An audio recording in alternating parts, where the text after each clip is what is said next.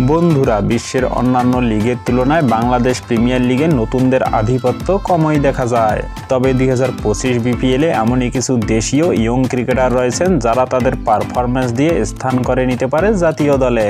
তো চলুন দেখে নেওয়া যাক 2025 বিপিএলের দেশের সেরা 5 জন ইয়ং ক্রিকেটার সম্পর্কে।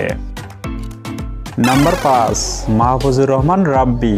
মাহফুজুর রহমান রাব্বি 2023 সালের অনূর্ধ্ব-19 এশিয়া কাপের ক্যাপ্টেন ছিলেন।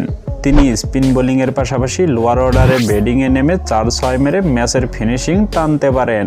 তাই বলাই যায় 2025 বিপিএলের অন্যতম সেরা একজন ইয়ং স্টার মাহফুজুর রহমান রাব্বি। নাম্বার 4, আকবর আলী।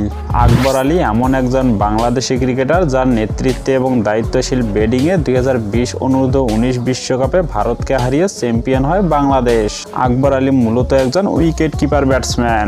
2025 বিপিএলে দুর্বার রাজশাহী জার্সিতে দেখা যাবে আকবর আলীকে।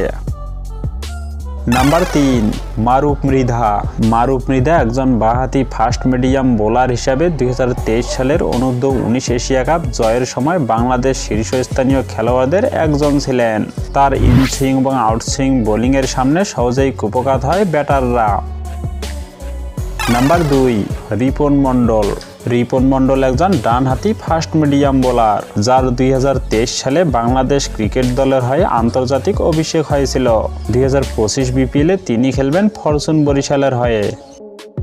নাম্বার 1, জিশান আলম। 2025 বিপিএলের নির্বাচকদের রাডারে যেসব ইয়ং ক্রিকেটাররা থাকবেন তাদের মধ্যে সবার উপরে থাকবেন জিশান আলম, কেননা তার অন্যতম দক্ষতার জায়গা পাওয়ার হিটিংয়ে। বর্তমানে অনূর্ধ্ব-19 দলের স্টাইলিশ ওপেনার হলেন জিশান আলম। ক্রিকেটের খোঁজ খবর যারা রাখেন তারা জানেন যে জিশানকে অনেকেই বলেন বাংলাদেশের রোহিত শর্মা। রোহিতের মতোই প্রায় অবিকল ব্যাট চালাতে পারেন এবং দ্রুত রান তুলতে পারেন। তো বন্ধুরা, 2025 বিপিএলের দেশের সেরা 5 ইয়ং স্টারের মধ্যে কেউ কি পারবে তাদের পারফরমেন্স দিয়ে জাতীয় দলে জায়গা করে নিতে? জানিয়ে দিন কমেন্ট বক্সে।